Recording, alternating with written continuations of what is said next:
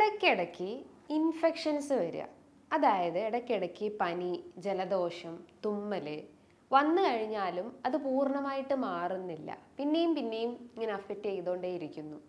ഭയങ്കരമായിട്ട് ക്ഷീണം തോന്നുക, അതായത് ഒരു ജോലി ചെയ്യാൻ പറ്റുന്നില്ല, എപ്പോഴും ഉറങ്ങണം എന്നുള്ളൊരു തോന്നൽ വരിക, അതേപോലെ ഭയങ്കരമായിട്ട് കൈകാലുകൾക്കൊക്കെ ഒരു വേദന അനുഭവപ്പെടുക, ഒരു ബലക്ഷയം ഉണ്ടാവുക.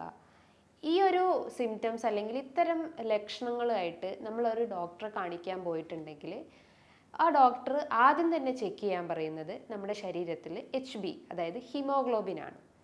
അപ്പം നമ്മുടെ ശരീരത്തിൽ ഈ ഹീമോഗ്ലോബിൻ കുറഞ്ഞാൽ കാണിക്കുന്ന ലക്ഷണങ്ങൾ എന്തൊക്കെയാണ്, ഇത് കുറഞ്ഞാൽ നമുക്ക് എങ്ങനെ അത് കൂട്ടാം, അല്ലെങ്കിൽ നമ്മളെ ഭക്ഷണത്തിലൂടെ അതെങ്ങനെ നമുക്ക് വർദ്ധിപ്പിക്കാമെന്ന് ഇന്നത്തെ വീഡിയോയിലൂടെ നമുക്കൊന്ന് ഡിസ്കസ് ചെയ്യാം. ഹായ്, ഞാൻ doctor Juhi Das, QNB health കെയറിലെ ഹോമിയോപ്പത്തിക് ഫിസിഷ്യനാണ്. നമുക്കറിയാം, നമ്മുടെ ശരീരത്തിലെ നമ്മുടെ ശരീരത്തിൽ രക്തത്തിന് ചുവന്ന കളറ് കൊടുക്കുന്നതാണ് ഹീമോഗ്ലോബിൻ എന്ന് പറയുന്നത്. അത് ഓക്സിജൻ ക്യാരി ചെയ്യുന്നു, ഒരു കോശങ്ങളിൽ നിന്ന് മറ്റൊരു കോശങ്ങളിലേക്ക് ഓക്സിജൻ ക്യാരി ചെയ്യുന്നു. അതിനൊരു നോർമൽ വാല്യൂ എന്ന് പറയുമ്പം 12 മുതൽ 14 മില്ലിഗ്രാം പെർ ഡെസിലിറ്റർ ആണ് സ്ത്രീകളിൽ നോക്കുകയാണെങ്കിൽ. പുരുഷന്മാരിൽ നോക്കുകയാണെങ്കിൽ 14 മുതൽ 18 മില്ലിഗ്രാം ഡെസിലിറ്റർ ആണ് പുരുഷന്മാർ കേസ് നോക്കുകയാണെങ്കിൽ. ഈ ഒരു നോർമൽ വാല്യൂസിൽ നിന്ന് അത് കുറഞ്ഞു പോകുമ്പോൾ, അല്ലെങ്കിൽ ആ നോർമൽ വാല്യൂയിൽ നിന്ന് അത് ബിലോ ആവുമ്പോൾ, 12-ൽ താഴെ ആവുമ്പോഴോ അല്ലെങ്കിൽ 14-ൽ താഴെ ആവുമ്പോഴാണ് നമ്മൾ അനീമിയ അല്ലെങ്കിൽ വിളർച്ച എന്ന് പറയുന്നത്.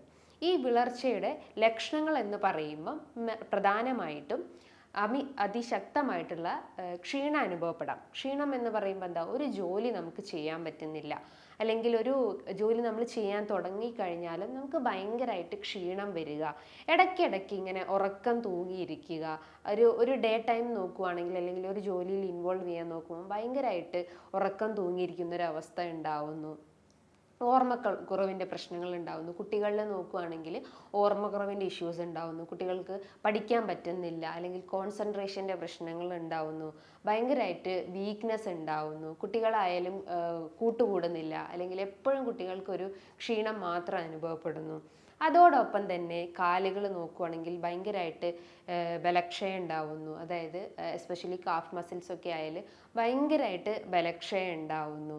അതോടൊപ്പം തന്നെ അതായത് കൈ, നഖം, നമ്മുടെ സ്കിന്ന്, നമ്മുടെ ഹെയർ, ഇതിനെല്ലാം ഭയങ്കരമായിട്ടൊരു വീക്ക്നെസ് അനുഭവപ്പെടുന്നു. സ്കിന്ന് നോക്കുകയാണെങ്കിൽ, അല്ലെങ്കിൽ നമ്മുടെ നഖങ്ങൾ നോക്കുകയാണെങ്കിൽ ഇങ്ങനെ സ്പൂണ് പോലെ, അല്ലെങ്കിൽ സ്പൂൺ ഷേപ്ഡ് ആയിട്ടുള്ള നഖങ്ങളായിട്ട് വരുന്നു. അതുപോലെ കൈയും നഖങ്ങൾക്കും ഭയങ്കരമായിട്ട് വിളർച്ച അനുഭവപ്പെടുക. നമ്മൾ ജസ്റ്റ് ഒരു സെക്കൻഡ്, അല്ലെങ്കിൽ ഒരു 2-3 സെക്കൻഡ് നമ്മൾ ജസ്റ്റ് ഇങ്ങനെ ഒന്ന് ഹോൾഡ് ചെയ്ത് നിർത്തുക. അങ്ങനെ ഹോൾഡ് ചെയ്ത് നിർത്തിയിട്ട് ജസ്റ്റ് ഒരു സെക്കൻഡ് കഴിഞ്ഞിട്ട് റിലീസ് ചെയ്ത് കഴിഞ്ഞാൽ യൂഷ്വലി അവിടെ ഒരു വൈറ്റ് ഡിസ്കളറേഷൻസ് ഉണ്ടാവും. പക്ഷേ അതായത് പെട്ടെന്ന് തന്നെ ആ ഒരു റെഡിഷ് ഡിസ്കളറേഷൻ വരാതെ ആ ഒരു വൈറ്റ് കളറിൽ തന്നെ ആ ഒരു സ്കിൻ എക്സിസ്റ്റ് ചെയ്യുകയാണെങ്കിൽ നിങ്ങൾ തീർച്ചയായിട്ടും HBൻ്റെ അളവ് നോക്കേണ്ടതാണ്. HBൻ്റെ അളവ് കുറഞ്ഞു കഴിഞ്ഞാൽ ഇത്തരം വിളർച്ച അല്ലെങ്കിൽ ഒരു വൈറ്റിഷ് ഡിസ്കളറേഷൻ കാണപ്പെടാനുള്ളൊരു ചാൻസസ് ഉണ്ട്. ചില ആളുകൾ പറയും അതിശക്തമായിട്ടുള്ള തലവേദന ഫീൽ ചെയ്യുക എന്ന്. അതായത് തലേൻ്റെ ഈ ഒരു ഭാഗത്തായിട്ട് പുറകിലൊക്കെ ആയിട്ട് ഒരു പെരുപ്പ്, അല്ലെങ്കിൽ ഒരു മരവിച്ചൊരവസ്ഥ ഉണ്ടാവുന്നു, എന്തോ വലിച്ച് മുറുകുന്ന ഒരവസ്ഥയാണ് ഫീൽ ചെയ്യുന്നതെന്ന് പറയും. അതോടൊപ്പം തന്നെ കിതപ്പ്, അതായത് 2 അടി നടക്കുമ്പോൾ അല്ലെങ്കിൽ ഒന്ന് സ്റ്റെപ്പ് കയറുമ്പോഴൊക്കെ പെട്ടെന്ന് ക്ഷീണം വരിക, അല്ലെങ്കിൽ ഒരു കിതപ്പ് ഫീൽ ചെയ്യുക, ശ്വാസം എടുക്കാനുള്ളൊരു ബുദ്ധിമുട്ടുണ്ടാവുന്നു, ശ്വാസം തിങ്ങുന്ന ഒരവസ്ഥ ഉണ്ടാവുന്നു. അതോടൊപ്പം തന്നെ തലകറക്കം. ഇപ്പോൾ കുട്ടികളിലൊക്കെ ആണെങ്കിൽ, ഇപ്പോൾ രാവിലെ സ്കൂളിലൊക്കെ പോയി കഴിഞ്ഞ് അസംബ്ലിക്കൊക്കെ നിൽക്കുമ്പം തലകറങ്ങി വീഴുക. അപ്പോൾ തന്നെ നമുക്ക് മനസ്സിലാവും അവരുടെ ശരീരത്തിൽ ഹീമോഗ്ലോബിൻ്റെ അളവ് കുറഞ്ഞിട്ടുണ്ടെന്ന്. അപ്പോൾ ഈ ഒരു ഗ്രൂപ്പ് ഓഫ് സിംറ്റംസ് ആണ് നമ്മുടെ ശരീരത്തിൽ ഹീമോഗ്ലോബിൻ കുറഞ്ഞാൽ കാണിക്കുന്നത്. അപ്പോൾ നമ്മൾ എന്ത് ചെയ്യണം, നമ്മുടെ ഡയറ്റിൽ എപ്പോഴും HB അല്ലെങ്കിൽ ഹീമോഗ്ലോബിനെ ബൂസ്റ്റപ്പ് ചെയ്യുന്ന കാര്യങ്ങൾ ചെയ്യാൻ ശ്രമിക്കാം. അതെന്താണ് നമുക്കിവിടെ ഒന്ന് നോക്കാം. നമ്മുടെ ഭക്ഷണത്തിൽ വൈറ്റമിൻ C അടങ്ങിയിട്ടുള്ള ഭക്ഷണങ്ങൾ എടുക്കാൻ ശ്രമിക്കുക. നമുക്കറിയാം ഒരു ആംല എന്ന് പറയുമ്പോൾ ഏകദേശം ഒരു 700 മില്ലിഗ്രാം അതിൻ്റെ അകത്ത് വൈറ്റമിൻ സി അടങ്ങിയിട്ടുണ്ട്. അപ്പോൾ നിങ്ങളുടെ ഡയറ്റിൽ ആംല, അതായത് നെല്ലിക്ക ഡെയിലി കഴിക്കാൻ ശ്രമിക്കുക. ഇത് നമ്മുടെ ശരീരത്തിൽ HBനെ ബൂസ്റ്റപ്പ് ചെയ്യാൻ ശ്രമിക്കുന്നു. അതോടൊപ്പം തന്നെ നമ്മുടെ ശരീരത്തിൽ അയണിൻ്റെ അബ്സോർപ്ഷൻ സഹായിക്കുന്നു. ചില ആളുകൾക്ക് ഈ അൾസറേറ്റീവ് കോളൈറ്റിസ് അല്ലെങ്കിൽ എന്തെങ്കിലും ബ്ലീഡിങ് ഡിസോർഡേഴ്സ് ഒക്കെ ഉണ്ടെങ്കിൽ നിങ്ങളുടെ ശരീരത്തിൽ ക്രമാതീതമായിട്ട് HB അല്ലെങ്കിൽ അയണിൻ്റെ ഡെഫിഷ്യൻസി ഉണ്ടാവും. അപ്പോൾ അത് ബൂസ്റ്റപ്പ് ചെയ്യാൻ വേണ്ടിയിട്ട് വൈറ്റമിൻ സി അടങ്ങിയിട്ടുള്ള ഭക്ഷണങ്ങൾ കഴിക്കാൻ ശ്രമിക്കാം. അതോടൊപ്പം തന്നെ നിങ്ങൾ കൃത്യമായിട്ട്, അതായത് ആൻറ്റി ഓക്സിഡൻസ് ആയിട്ടുള്ള ഭക്ഷണങ്ങൾ എടുക്കാൻ ശ്രമിക്കുക. അതായത് അയൺ, അതേപോലെ തന്നെ നെല്ലിക്ക, അതേപോലെ തന്നെ ഹണി, അതേപോലെ തന്നെ വെജിറ്റബിൾസും ഫ്രൂട്ട്സും നിങ്ങളുടെ ഡയറ്റിൽ ഉൾപ്പെടുത്താൻ ശ്രമിക്കുക. അതേപോലെ തന്നെ നിങ്ങളുടെ ഭക്ഷണത്തിൽ, അതായത് നിങ്ങൾ ഭക്ഷണം കഴിച്ചാൽ ഉടനെ തന്നെ, ഒരു നോൺ വെജ് ഭക്ഷണങ്ങൾ എന്തെങ്കിലും കഴിച്ചാൽ ഉടനെ തന്നെ വൈറ്റമിൻ സി അടങ്ങിയിട്ടുള്ള ഭക്ഷണങ്ങൾ കഴിക്കാൻ ശ്രമിക്കുക. അതായത് ഇപ്പോൾ നമ്മൾ ചിക്കനോ അല്ലെങ്കിൽ മത്സ്യങ്ങളോ എന്തെങ്കിലും ഒന്ന് കഴിച്ചാൽ ഉടനെ തന്നെ എന്തെങ്കിലും ഒരു ഫ്രൂട്ട്സ്, അതായത് എസ്പെഷ്യലി ഓറഞ്ചോ മൊസംബിയോ അല്ലെങ്കിൽ എന്തെങ്കിലും ഒരു നെല്ലിക്ക നമ്മൾ കഴിക്കാൻ ശ്രമിക്കുക. ഇങ്ങനെ ചെയ്യുമ്പം നമ്മുടെ ശരീരത്തിൽ എന്തെങ്കിലും ഡെഫിഷ്യൻസീസ്, എസ്പെഷ്യലി അയൺ ഡെഫിഷ്യൻസീസ് ഉണ്ടെങ്കിൽ അത് നമുക്ക് ക്ലിയർ ഔട്ട് ചെയ്യാൻ പറ്റുന്നതാണ്. മറ്റൊരു പ്രധാനപ്പെട്ട ഒരു ടിപ്പ് എന്ന് പറഞ്ഞാൽ യോഗട്ട്, അല്ലെങ്കിൽ അധികം പുളിപ്പില്ലാത്ത ഒരു തൈര്, അതിൻ്റെ അകത്തേക്ക് ജസ്റ്റ് ഒരു ടീസ്പൂൺ ഹണി ആഡ് ചെയ്യുക. അങ്ങനെ കുടിക്കുമ്പോഴും നമ്മുടെ ശരീരത്തിൽ എഗെയിൻ ആ ഒരു അയണിൻ്റെ ആ ഒരു മെറ്റബോളിസം കറക്റ്റ് ആവുകയും കൃത്യമായിട്ട് നമ്മളെ ഭക്ഷണത്തിൽ നിന്ന് അയൺ വലിച്ചെടുക്കാൻ പറ്റുന്നതാണ്. അതേപോലെ തന്നെ നിങ്ങളുടെ ഭക്ഷണത്തിൽ അല്ലെങ്കിൽ നിങ്ങളുടെ ഡയറ്റിൽ എള്ള് അല്ലെങ്കിൽ ബ്ലാക്ക് സെസാമ അല്ലെങ്കിൽ എള്ളുണ്ട, അതേപോലെ തന്നെ ഡേറ്റ്സും നിങ്ങൾ ഡെയിലി എടുക്കാൻ ശ്രമിക്കുക. ഒരു എള്ളുണ്ടേ അതേപോലെ തന്നെ 1-2 ഡേറ്റ്സ് നിങ്ങൾക്ക് ഡെയിലി കഴിക്കാവുന്നതാണ്. അതേപോലെ നേന്ത്രപ്പഴം നല്ല രീതിയിൽ ഫോളിക് ആസിഡ് അടങ്ങിയിട്ടുണ്ട്. ഡേറ്റ്സിൻ്റെ അകത്തായാലും നല്ല രീതിയിൽ അയൺ അടങ്ങിയിട്ടുണ്ട്. ഗ്ലൈസെമിക് ഇൻഡെക്സ് കമ്പാരിറ്റീവ്ലി ഷുഗറിനെ അപേക്ഷിച്ച് നോക്കുമ്പോൾ ഗ്ലൈസെമിക് ഇൻഡെക്സ് കമ്പാരിറ്റീവ്ലി ലോ ആണ്.